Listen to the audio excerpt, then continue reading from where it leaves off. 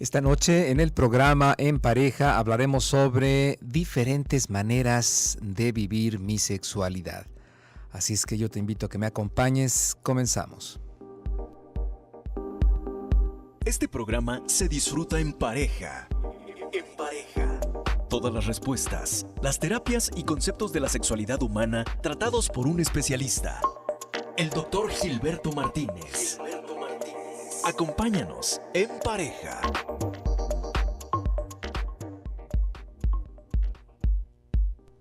Hola, muy buenas noches, ¿cómo estás? Te saludo con muchísimo gusto y bueno, te doy la bienvenida a tu programa En Pareja. Recuerda que este programa es para vivirlo, disfrutarlo en pareja y si no, bueno, para reflexionar, aprender y gozar más de tu sexualidad estando desde en el momento en el que te encuentres, sea en el transcurso en tu carro, del trabajo a tu casa o alguna otra actividad, o ya estando en casita, ¿no? Más tranquilo, más a gusto, más en paz, dispuesto precisamente a oír contenidos que generen reflexiones y cambios en nuestra manera de vivir la sexualidad. Estamos transmitiendo desde el 1040 de AM. Estás en Radio Mujer, recuerda que Radio Mujer eres tú. Yo soy el doctor Gilberto Martínez y bueno, pues esta noche me complace mucho estar detrás de estos micrófonos para hablar sobre el tema diferentes maneras de vivir la sexualidad. Como todas las noches, agradezco infinitamente a todo el equipo que hace posible este programa, Giovanni Navarro en los controles, a Laura Mora en la producción. Yo soy el doctor Gilberto Martínez y te invito a que me acompañes estos 60 minutos.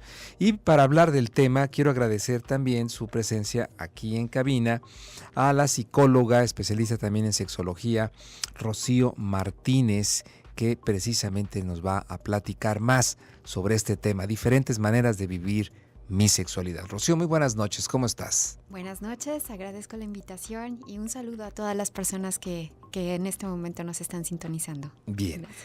Bueno, pues mucho hay que decir de este tema porque tradicionalmente se nos ha hecho creer que la sexualidad se debe de vivir de una sola manera, de que hay una sola forma de experimentar el placer, y cuando descubrimos o buscamos o incursionamos en otras maneras de sentir placer sexual, pues se nos ataca o nos sentimos mal o se nos señala como si fuéramos personas desviadas. ¿Cómo es esto, Rocío? Sí, Gilberto, quisiera empezar con una analogía Sí, para cómo todos no, los claro. radioescuchas y a ti. Por ejemplo, ¿a ti te gusta la nieve? La nieve, sí, cómo no. Ok. Imagínese a aquellas personas que ahorita nos están escuchando que usted llega a un establecimiento a comprar la nieve, ¿no? Porque lo que le gusta es la nieve. Y de repente se enfrenta a un mostrador en donde hay diversas cosas que le puede poner esa nieve, que de alguna manera va a hacer degustarla de una manera distinta. No porque no le guste la nieve, sino porque a lo mejor la sensación o el sabor va a ser distinto. Quise poner esta analogía porque precisamente cuando hablamos de diversidad, cuando hablamos, de sexualidad, incluso utilicemos el término sexualidades, no podemos hablar de una forma única y exclusiva de vivir la sexualidad. Quisiera también como hacer alusión a este boom que hubo con el libro de 50 sombras de Grey, ¿te acuerdas? Sí, cómo no. En donde, bueno, era un tema que frecuentemente escuchábamos de como esta visibilidad social de que, mira, o sea, también se puede experimentar esta parte. Sí. Aun cuando en lo personal tengo puntos, creo, muy debatibles, finalmente creo que el fenómeno de lo que yo escuchaba en terapia o en ciertos cafés era sobre todo esta parte femenina, el saber, caray, o sea, y fantaseaban y se daban como esa oportunidad de entender que hay otras formas de vivir la sexualidad. ¿Qué pasa con esto de la normalidad, de la perversidad? Porque muchas personas dicen, bueno, ¿qué es esto? ¿Diversidad, perversidad? ¿O qué es esto de vivir diferentes formas la sexualidad? Generalmente estamos como muy en la dicotomía de lo normal, lo anormal. Sí. Lo normal es un término estadístico que precisamente se enfoca a esta parte cuantitativa de una media. En Ok. cuestión de sexualidad no podemos hablar que hay una media. O sea, es decir que esta estadística se refiere al número de conductas que se presentan en algún sector, en algún grupo, en alguna población. O sea, si de 10 personas, 9 traen el pelo corto, lo normal es que traigan el pelo corto. Pero no nos está hablando de nada más que lo que representa ese grupo en relación a números, ¿no? Ajá, y Ok. un aspecto que mencionas muy importante, que en cierto grupo, porque cuando podemos observar esta parte de la diversidad sexual, lo que a lo mejor aquí en México puede resultar normal, entre comillas, Sí. probablemente en otro contexto represente algo que está fuera de lo común o habitual que Ok. puede experimentar una persona. Bueno, incluso aquí mismo en nuestro país podemos observar cómo hay ciertas etnias que viven ciertas conductas o ciertas prácticas sexuales y que es parte de su cultura, parte de su identidad. Correcto. Sí, eso es muy, muy oportuno que nuestro amable auditorio, nuestros radioescuchas, lo entiendan, porque generalmente cuando hablamos de sexualidad estamos entre esta rayita, entre qué es lo normal, esto es desviado, esto es Claro. perverso, esto es patológico, Claro. esto es malo, ¿no? Claro. Y no podemos accesar nuestra propia vivencia de la sexualidad en la diferencia que nos otorga nuestra individualidad, ¿no? Nosotros somos muy parecidos, todos los hombres y todas las mujeres son muy parecidas, pero tenemos algo que nos diferencia y que a través del tiempo podemos irlo descubriendo, ¿no es así? Es así, incluso que a partir de que alguna persona, algún hombre o alguna mujer se da la oportunidad como de experimentar otras sensaciones u otras oportunidades de vivir esa sexualidad, el resultado es muy, muy benéfico. O sea, creo que a lo que frecuentemente yo escucho en el consultorio, bueno, han llegado personas como muy conflictuadas, como muy preocupadas incluso de que, oye, es que fíjate que estoy fantaseando que me pongo un arnés, o fíjate que estoy fantaseando que me amarren, o fíjate que estoy fantaseando hacerlo en un lugar público. O sea, de repente dicen, ¿estoy enfermo? O sea, Sí. o mi pareja me está diciendo que esto es perverso. Ujú. Y diferentes términos calificativos que evidentemente a la persona le origina como un gran conflicto. Cuando ellos empiezan a descubrir a través de la información de la sexualidad, cuando empiezan a hacer como una reflexión de que generalmente estos términos y culturalmente se nos ha enseñado a que la sexualidad es igual a más B igual a 1 más 2 es igual a 3, entonces, y que empiezan a ver, bueno, pero yo no encajo eso y eso no está mal. O sea, el que yo tenga este deseo responde más como a este gusto, a esta necesidad que me permito como experimentar. ¿De dónde viene toda esta costumbre del juicio, Rocío? ¿Por qué estamos en una sociedad que enjuicia, que señala, que acusa, ¿no?, a los demás y no nos permite vivir de una manera más libre? Fíjate que, bueno, para todos los radioescuchas, hay un autor que, bueno, fue un filósofo, Michel Foucault, Sí, cómo no. y que tiene ahí unos libros que se llaman Historia de la Sexualidad. Y es muy interesante cómo él nos dice que de acuerdo a ciertas épocas históricas y también como a ciertas necesidades así creadas, entonces se permitía o se prohibía ciertas prácticas sexuales. Ok. Entonces, generalmente esto respondía como a una cuestión religiosa y a una cuestión política, y que en el trasfondo, como lo hemos comentado, toda actividad que no vaya dirigida a la situación de la procreación, entonces es tachada como negativa. Okay. Como desviada de la norma. De la norma. Y ya la así norma no estaríamos hablando de algo normal, sino de una regla. Así es. En su momento hubo alguien que puso reglas y dicen el sexo es para la reproducción y el que utilice el sexo con fines placenteros es un desviado, es un pervertido, ¿no? Y lo curioso es que muchas de esas normas no se ajustan como a las necesidades y a las realidades humanas. Sí, lo Y interesante es sí, que nosotros nos podemos dar cuenta que la misma población tiene sus propias reglas que han ido cambiando a través del tiempo y no tenemos que obedecer las que se impusieron o se nos impusieron hace 100, 200 o 300 años, ¿no? Efectivamente, y que precisamente estas reglas que responderían más como a cuestiones, a deidades o a cuestiones infrahumanas, no se ajustan como a nuestras realidades y a nuestras necesidades actuales, ¿sabes? Creo que sí tenemos que enfrentar ciertas necesidades actuales, por ejemplo, con los chavos, con los adolescentes, con la cuestión de las redes sociales. O sea, creo que es un buen momento para entrar en esta reflexión de estas reglas, bueno, qué tanto se están ajustando, qué tanto esto va a dar respuesta a lo que ellos están requiriendo, a lo que yo como pareja o lo que mis hijos están requiriendo. Bien, buena reflexión, es buena reflexión para actualizar en este momento todas pues estas normas y estas creencias que están rigiendo nuestro comportamiento sexual. Vamos a nuestra primera pausa comercial. ¿Tiene alguna opinión, alguna duda? Márquenos 31 22 11 90, 36 47 18 83 o mándenos un mensaje vía WhatsApp al 33 10 19 07 12. Vamos a un corte comercial. Está usted en su programa En Pareja.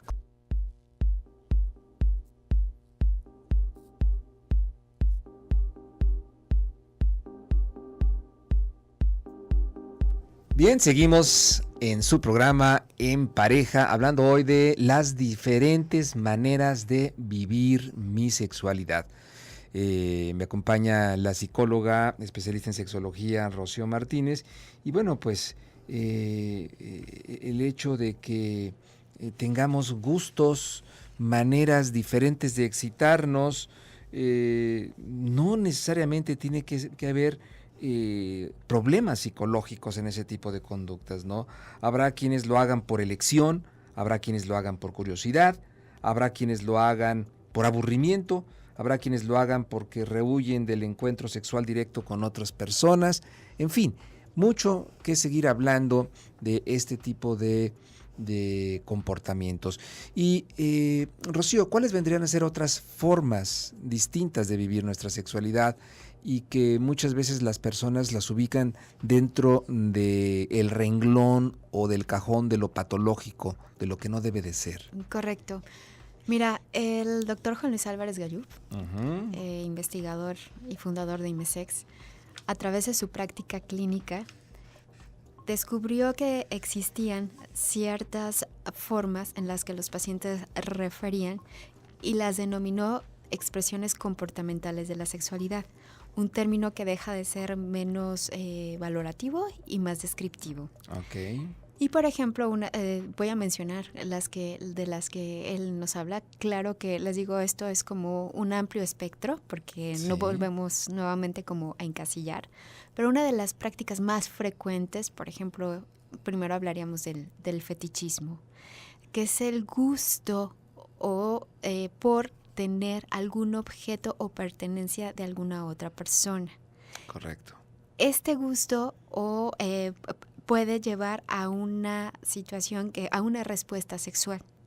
Uh-huh. Todas estas formas que vamos a mencionar ahorita, Juan Luis los categoriza en dos etapas. Una que puede ser a nivel no erótico y otra que sí nos puede llevar a una respuesta sexual. O sea, una excitación. A una excitación. Y eventualmente un orgasmo, ¿no? Así es. Uh-huh. Y que esto resulta interesante porque cuando entonces empezamos a hacer este análisis personal o particular, vemos que a lo mejor tenemos todos o la mayoría tenemos como varias de estas expresiones comportamentales, a lo mejor no a un nivel no erótico. A lo mejor habrá otras en las que sí tengamos o que no nos hemos dado cuenta, pero a lo mejor las hemos soñado, a lo mejor las hemos fantaseado y que sí nos llevan a tener una respuesta sexual satisfactoria.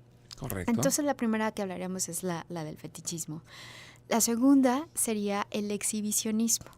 A nivel erótico sería ese gusto por exhibir el cuerpo y que esto lleve a una respuesta sexual. Por ejemplo, a nivel no erótico podemos ver a lo mejor esas personas que les encanta maquillarse, les encanta cuidar como toda esta parte de la imagen personal y de esa manera sabe que bueno, atrae miradas, ¿no? Sí, también los conductores de televisión, por ejemplo, ¿no? Los Claro. artistas tienen esa parte de exhibirse y de mostrarse ante el público y ante los demás, ¿no? Ese vendría a ser un nivel no erótico, ¿no? No erótico. Sí, perdón, me faltó en el fetichismo mencionar a nivel no erótico. Por ejemplo, sería esa persona que de repente guarda aquella servilletita que le escribió aquella persona cuando estaban en aquel café hace muchos años, pero la guarda, ¿no? O guarda a lo mejor ese mechón de cabello. Oye, el famoso anillo, ¿no? Así Cuando estábamos es. en secundaria y en prepa, pues el anillo de graduación que lo traías, o el anillo que le pedías prestada a tu novia, que le pedías prestado a tu novia o a tu novio, y lo traías ahí, lo sobas y todo, y dices, ay, es que es el de él. Y no causaba una excitación, pero pues sí era un fetiche el que nos estaba recordando al ser amado, ¿no? Sí, o sea, el que recuerdas y que genera como todas esas sensaciones, como si de alguna manera la persona o el momento estuviera ahí presente, ¿no? Así es. Bien, muy bien. Otra expresión es la gerontofilia, que es el gusto o atracción por personas que por lo menos son 15 años mayor que tú. Correcto. Y esto es como muy frecuente en nuestra cultura, ver sobre todo a mujeres que el ideal o fantasían esta parte de un hombre mucho mayor, atribuyéndole a lo mejor situaciones aledañas como la protección o la madurez. Correcto. A nivel no erótico, por ejemplo, serían todas aquellas personas que por vocación o tienen un gusto de cuidar en asilos de ancianos o de estar presente en programas para adultos mayores. Para adultos mayores, muy bien. A la inversa está la paidofilia, que es el gusto o atracción por personas 15 años menores a lo que está. Aquí a la edad en la que se ubica. Aquí es importante clarificar, para no caer tampoco en el relativismo de que todo se vale. Vamos a hablar que solo van a haber algunas condiciones necesarias para la expresión de estas manifestaciones. Una, que no haya un ejercicio de violencia. Correcto. Que no haya una situación de coacción para que la otra persona decida. Que la persona con la cual estoy compartiendo esta experiencia tenga la suficiente madurez cognitiva y emocional para evaluar como esta consecuencia. Para poder que tenga la capacidad de decidir y de elegir, ¿no? Y de elegir, así es. Y que evidentemente se haga de la manera más protegida, ¿no? Fíjate que estas son las reglas de oro de la sexualidad. Así es. A mí me parece que esto es fundamental, y a todos nuestros amigos y amigas radioescuchas, cuando ustedes se encuentren una situación en las que alguien les diga, ay no, eso está mal. Ajá, no está mal, no son tamales. O eso, ¿dónde se habrá visto? O eso es enfermo, o no es bueno, etcétera.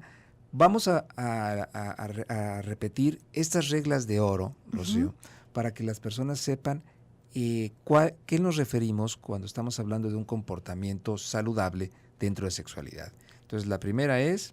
Que no exista una situación de violencia. De violencia, que no haya daño físico. Que no haya un daño físico y más que daño físico es esta situación de abuso y uso del poder.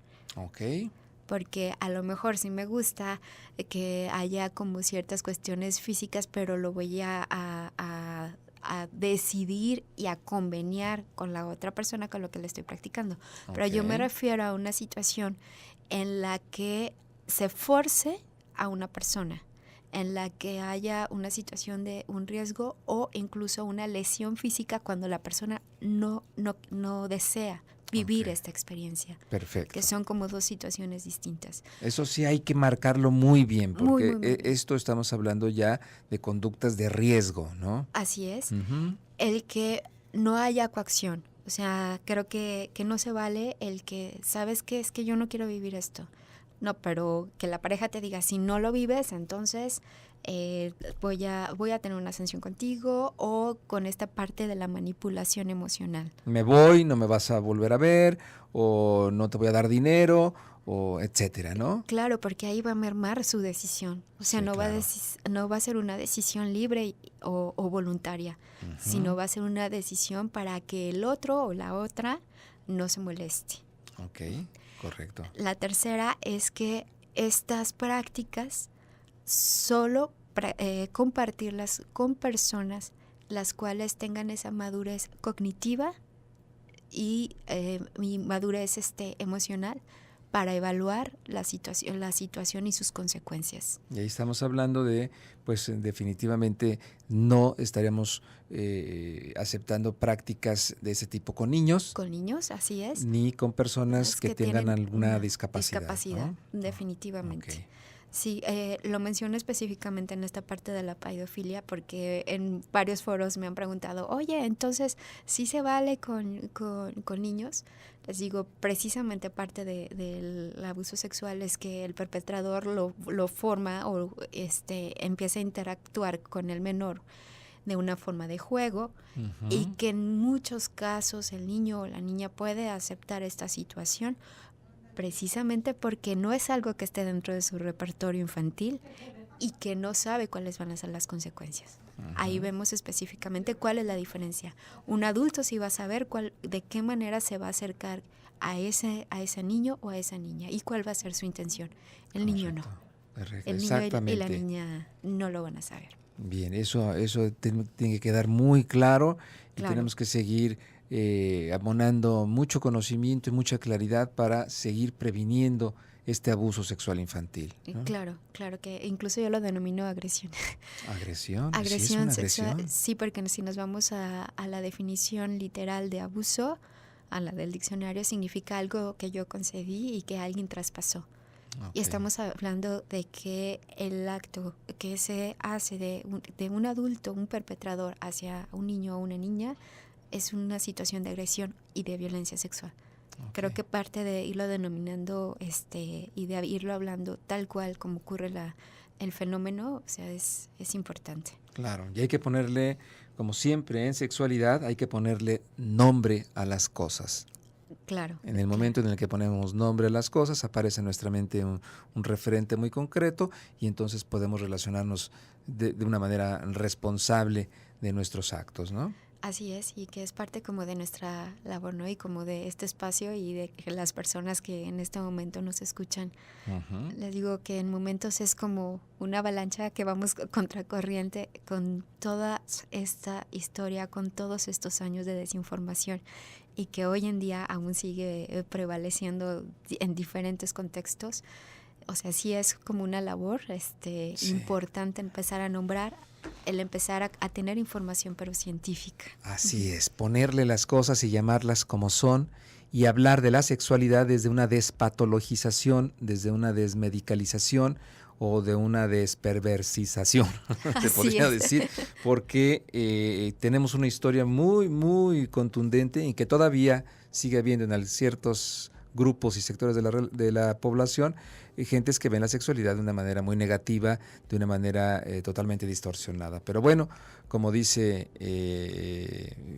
nuestro compañero Pablo Latapí, somos más los buenos, somos más los que nos interesa vivir bien y de una manera saludable. Vamos a nuestra siguiente pausa comercial. ¿Usted tiene alguna pregunta, alguna duda? Pues es momento de que nos llame 3122 1190 3647 1883 o mandarnos un mensaje vía WhatsApp 3310 190712. Vamos a un corte y regresamos. Bueno, pues seguimos aquí en sintonía contigo, hablando en pareja sobre las distintas maneras de vivir la sexualidad. Tengo participación del público, terminación 2013, dice, buenas noches, primera vez que le escucho, saludos a todos en cabina. Hombre, pues muchas gracias, espero que este programa sirva y que este programa nos llene también de nuevos caminos donde podamos vivir nuestra sexualidad de una manera pues mucho más satisfactoria, menos culposa, menos angustiante, con una integración en la relación de pareja en la que verdaderamente se nos invite a seguir estando juntos, a seguir gozando y a seguir disfrutando de lo que es la vida. Así es que, pues, esa es la intención. El día de hoy, platicando con Rocío Martínez, psicóloga y especialista en sexología, sobre las diferentes maneras de vivir nuestra sexualidad, que antes se hablaba sobre como desviaciones o se hablaba como perversiones, pero partimos de la base en la que la sexualidad, las expresiones de la sexualidad no pueden estar consideradas nada más desde un solo punto de vista. O sea, no hay una sola conducta sexual que sea universalmente, ¿no?, aceptada o rechazada, ¿no? Porque dependiendo de los contextos culturales, dependiendo de los contextos geográficos, pues las poblaciones, las tribus, las sociedades, ¿sí?, van a organizar en torno a sus creencias muchos de los significados que tienen que ver con nuestra expresión de la sexualidad. Bien, entonces teníamos estas expresiones, Rocío. ¿Cuáles más nos vienes a platicar hoy? Otra expresión es el masoquismo, que es aquellas personas que gustan por la vejación o por el dolor que le pueda infringir una persona y que esto pueda resultar placentero. Okay. Esto es bien importante también porque muchas veces se mitifica que, bueno, las personas que practican el sadomasoquismo o el BDSM, que es el bondage y sadomasoquismo, sufren lesiones graves o que es una actividad en donde las personas realmente son sádicas o que terminan totalmente ensangrentadas. Y no, o sea, dentro de este grupo, dentro de estas prácticas, generalmente hay esta parte de aclarar o de ciertas reglas que se van a estipular en el grupo o con la pareja en la cual se esté manifestando pues esta expresión. Ok, correcto. La otra expresión es la necrofilia, que es el gusto por o la excitación por cadáveres o por cuerpos que no tienen vida, ¿no? Cuerpos que no tienen vida. Incluso, por ejemplo, a nivel no erótico es aquellas personas que les encanta decorar su espacio con naturaleza muerta o con animales disecados. Ok. El sadismo, hablamos del masoquismo, ahora el sadismo, es el gusto o la expresión que consiste en causar o provocar algún dolor físico o alguna inmovilización en la otra persona y que esto pues obviamente resulta satisfactorio para esa persona. Parece que muchas de las relaciones de pareja en nuestro medio no están conveniadas de esa manera, pero son sadomasoquistas, ¿no? Así el hombre es. que inflige dolor en la mujer y la mujer que acepta, ¿no?, el que el hombre pues la esté insultando, la esté diciendo agresiones verbales o inclusive físicas, ¿no? Pero aquí estamos hablando de otro tipo de situaciones. Eso vendría a ser una violencia en la pareja, Claro. ¿no? Y en el contexto en el que tú nos lo dices, está acordado y está aceptado, ¿no? Así es, sí, Okay. La diferencia creo también estriba en que una persona que vive esta situación de sadomasoquismo en relación de pareja, finalmente, internamente sabe que esto va en detrimento cada vez, ¿no? Okay. En cambio, esto va a ser, hablando de esta práctica, esta práctica sexual, va a ser algo excitante, va a ser algo que la persona desea, es algo que la persona disfruta y que no va en detrimento ni de su dignidad ni de su jerarquía de valores. De valores, ¿no? Uh-huh. Okay. La escoptofilia, o lo que tradicionalmente se conocía como voyeurismo, es el gusto por observar actos amorosos o actos sexuales en otras personas. y que esto puede resultar satisfactorio. A nivel no erótico, por ejemplo, sería esas personas que les gusta estar sentadas en un café y estar observando a las personas que pasan, ¿no? Okay. Digo, me reflejé. Sí. A mí me encanta estar observando esta parte de los gestos, Sí, a mí me de las gusta en los formas. centros comerciales de Claro, repente sentarme interesantísimo. y estar viendo cómo las personas Ajá. caminan, cómo conviven, cómo se asocian las parejas. Es muy interesante todo eso, ¿no? Claro, Y cómo se esto comunican. es a nivel no erótico, Esto es a que nivel no erótico. causa excitación. Excitación, Muy exactamente. bien. La zoofilia va a ser el gusto por los animales. Okay. Habrá quien sí realice algún tipo de práctica sexual utilizando a algún animal. Y a nivel no erótico, bueno, son todas esas personas que abocan grandes recursos o gran tiempo en esta parte del cuidado y protección a los animales. La urofilia y coprofilia es el gusto, es la expresión que da el gusto o placer por la orina o por las heces fecales, incluso en observar su eliminación. Okay. Incluso a las personas que lo practican, sobre todo la urofilia, la llaman la técnica de la lluvia dorada, ¿no? Okay. Y que esto les origina excitación. Uh-huh. Algunos de ellos platican que, bueno, después de que hay una penetración, que hay una eyaculación, bueno, culmina como con esta otra parte. Esta otra parte, correcto. Fuera de la eyaculación, okay. Para que no se confunda. La fobofilia es el gusto o el placer por estar en situaciones de peligro o en esta parte en donde nos van a descubrir. Y son aquellas personas que refieren el gusto por tener, por ejemplo, un encuentro sexual en el elevador o a lo mejor en el parque o en algún lugar en donde pueden ser sorprendidos. Ok, correcto.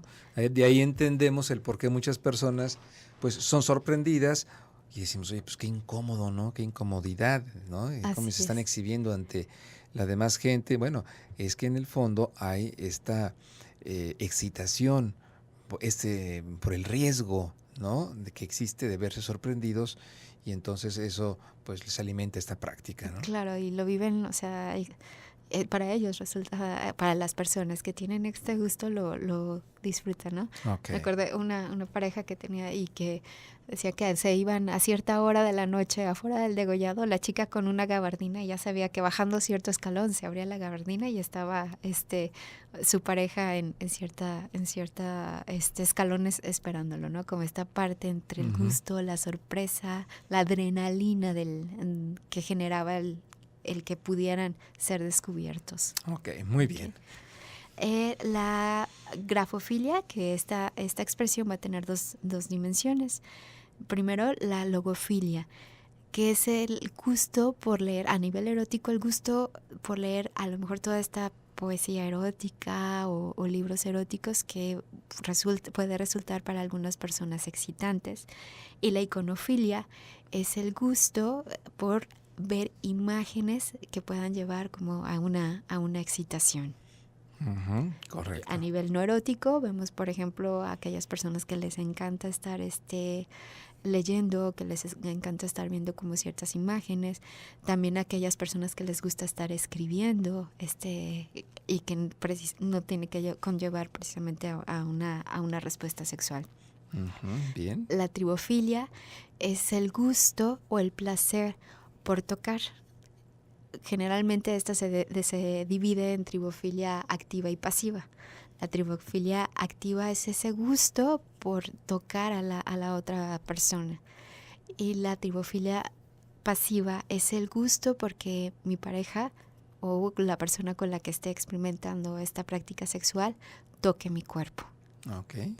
A nivel no erótico, por ejemplo, podemos ver personas que constantemente se están tocando el cabello o constantemente se tocan sus manos o ciertas partes de su cuerpo. De su cuerpo, muy bien. La polirrelación es el gusto por relacionarse con varias personas de manera simultánea. Un poco reflejado este gusto es como los grupos swinger, en donde ciertas parejas se reúnen con la finalidad de conocerse e intercambiar una experiencia sexual, si así es su deseo. Ok. El intercambio de pareja, bueno, perdón, ahí el intercambio de pareja precisamente sería esta Los parte swingers, ¿verdad? de los swingers, ¿sí? La relación a primera vista es el gusto por establecer algún contacto sexual con una persona que no se conoce, que se acaba de conocer, ¿no? Que a lo mejor la conocí en el parque o a lo mejor la conocí en un sitio y deseo tener una experiencia sexual con esta persona. Correcto. Que resulta excitante. El transvestismo es el gusto por portar ciertas prendas que socialmente se consideran que pertenecen al otro género y que de repente y que esto le origina como cierta excitación. Ok. A nivel no erótico, a lo mejor también es como esta parte del arete o que no precisamente alguien que lo utilice le va a ser excitante, pero que porta algunas prendas que se considera exclusivo del otro género. Muy bien. Y bueno, por último tenemos la rinofilia, que es el gusto por los olores. Aquella persona que va a tener una excitación a partir de ciertos aromas o que desea que en su encuentro erótico exista que la vela o ciertos inciensos que para tener ciertos olores. Okay. A nivel no erótico encontramos a aquellas personas que les gusta constantemente el perfume o buscan ciertas fragancias que les gusta. Para ellas es como muy significativo el olor que producen hacia los demás. Hacia los demás, muy bien. Bueno, y creo que podemos encontrar muchas más, ¿no? Así es. Vamos a nuestra última pausa comercial y regresando quiero preguntarle a mi invitada el día de hoy, Rocío Martínez, psicóloga, sexóloga. Bueno, pero ¿qué pasa cuando una persona dentro de una pareja quiere y la otra no? Entonces, a ver cómo se pone ahí el asunto. ¿Es necesario negociar? Bueno, ¿cómo podemos hacer esto? Bueno, pues no le cambien, vamos a un corte y regresamos. Nuestros teléfonos en cabina 3122-1190 y 3647-1883. También nos puedes mandar un mensaje vía WhatsApp al 3310 190712. Vamos a un corte y regresamos.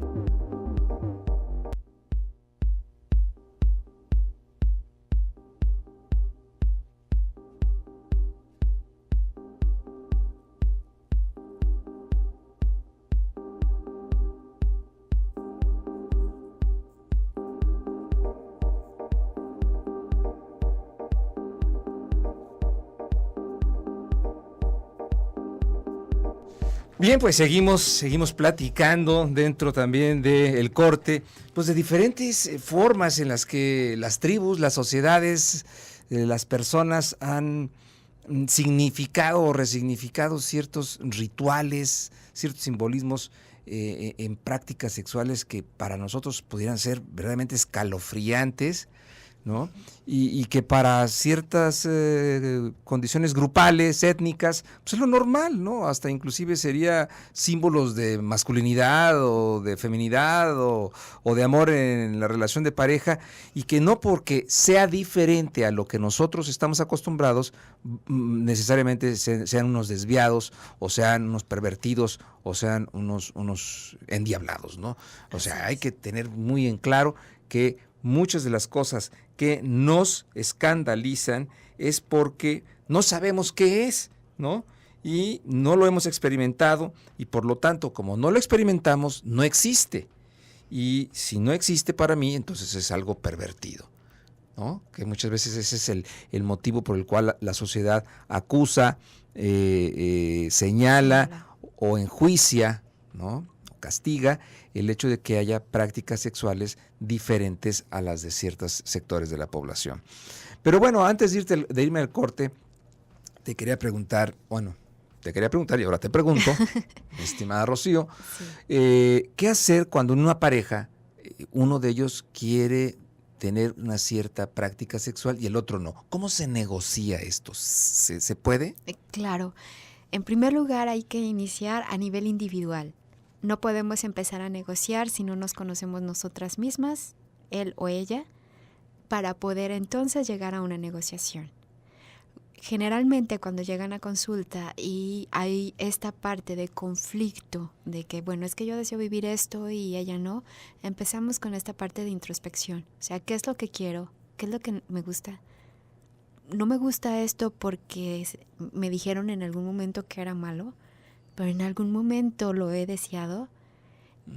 A través de la información, o sea, al parte de la transformación actitudinal en relación a la sexualidad, el primer componente es esta parte de información, porque a través de esto nos va a poder entender que muchas de las creencias que tenemos son erróneas en el sentido de que están mitificadas o que están basadas en argumentos que no son científicos. Cuando escuchamos una información científica y entendemos que esto no es algo desviado, entendemos que el que yo desee vivir mi sexualidad de esta manera no es algo anormal y patológico, sino que de manera paradójica podemos hablar que la normalidad de la sexualidad es la diversidad precisamente. Así es. Entonces estoy en condiciones de poder negociar con mi pareja. Y además es bien interesante porque cuando ambos realizan su expresiograma, como lo denominó Juan Luis, o sea, que es como una gráfica en donde se viene especificadas todas estas expresiones comportamentales y vamos de manera conjunta evaluando a qué nivel estoy yo. Generalmente hay ciertas coincidencias en las parejas. Okay.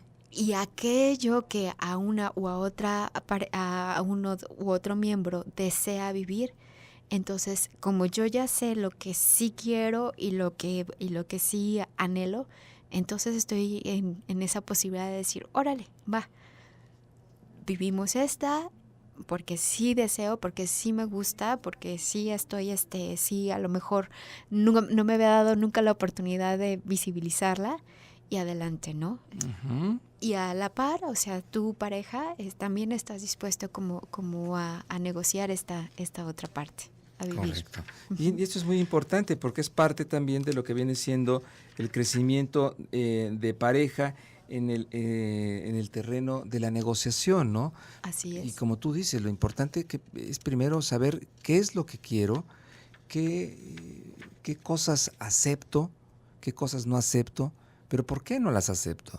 Claro. Muchas veces son ideas y son creencias pues de nuestros padres, de nuestros abuelos, que les conferimos una sabiduría, que claro sí la tienen en el sentido de vida y de mucha experiencia, pero quizás no tuvieron los conocimientos sexuales que hoy tenemos respecto a una evolución, ¿no?, dentro del ser humano, tanto del ser hombre como del ser mujer, y por lo tanto pues tenemos nosotros que también recapitular sobre todas estas creencias que tenemos en nosotros que no son nuestras.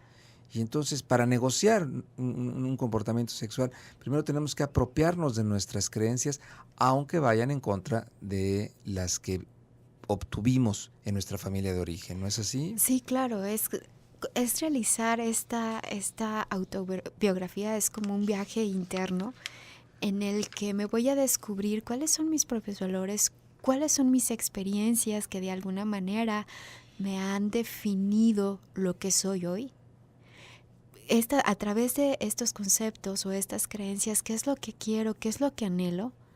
A través de cómo me estoy viviendo yo, mi cuerpo, mi sexualidad, con mi pareja. Porque para poder negociar tenemos que tener muy claros estos fronteras o límites personales.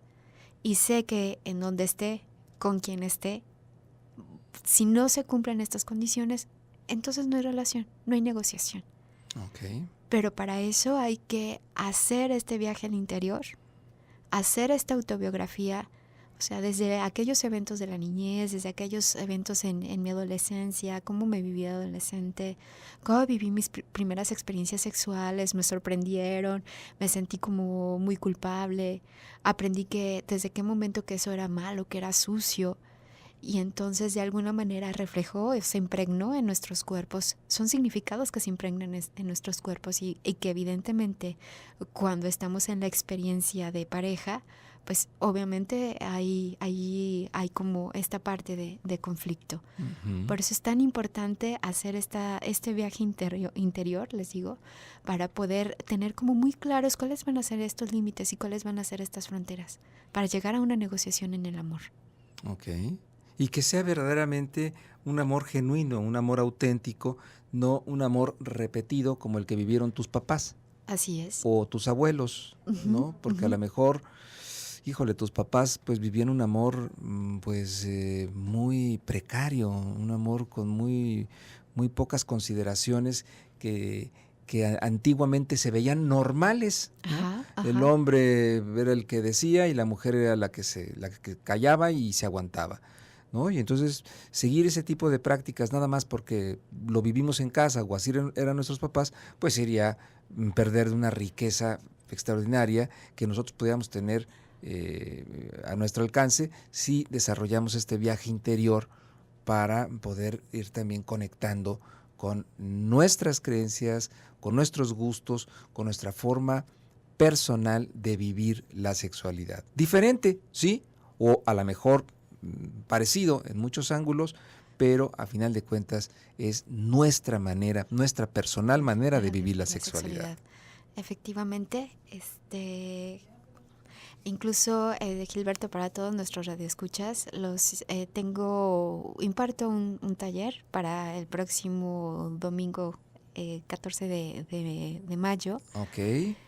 precisamente que se titula así, Amor y negociación en nuestra sexualidad. Ah, mira qué interesante. Platícanos de qué se va a tratar. Precisamente de realizar este viaje interior de una manera guiada bajo ciertos lineamientos en los que la persona va a poder descubrir quién soy, a dónde voy, qué es lo que deseo, cómo me estoy viviendo con mi cuerpo, cómo me estoy viviendo con mi sexualidad. Vamos a ver esta parte de la respuesta sexual, vamos a ver esta parte de cómo llegar, qué puntos requiero para llegar en esta negociación. Y qué deseo precisamente que en este momento de mi vida, qué es lo que quiero vivir dentro de mi sexualidad y dentro de mi pareja o incluso a aquellos que no tienen por el momento una pareja. Bien, qué bien, oye, eso está muy interesante. Repítenos nuevamente la fecha. Ajá, es el domingo 14 de mayo. Ujú. Domingo 14 de A las mayo 10 de la mañana. a las 10 de la mañana. A las 10 de la mañana. Muy bien. De 10 a 2. Si las personas quieren más información o contactarse, ¿a dónde lo debe de hacer? A mi correo electrónico rocio.urosex@gmail.com y al número 33 13 20 59 96. A ver, más despacito, Rocío. Sí, El perdón. 33 13 20 59 96. B33. 13 20 59 96. Muy bien, pues ahí está.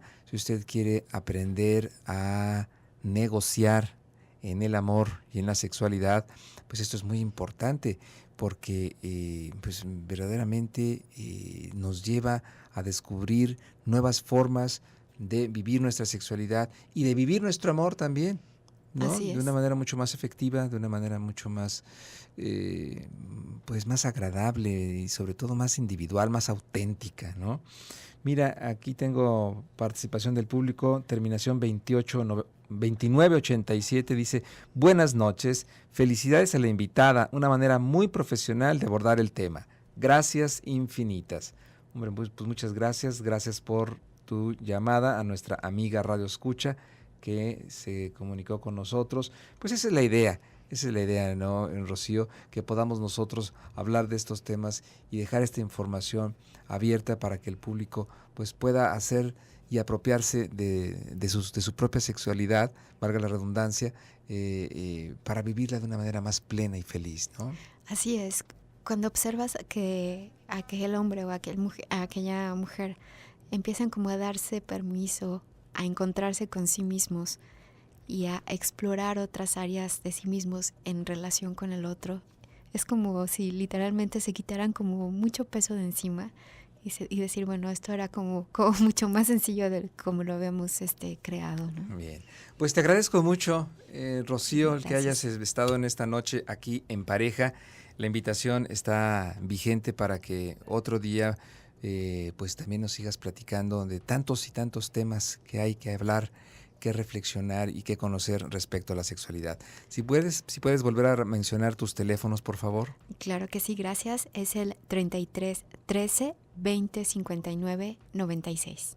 Muy bien, psicóloga Rocío Martínez. Pues muchas gracias, Rocío.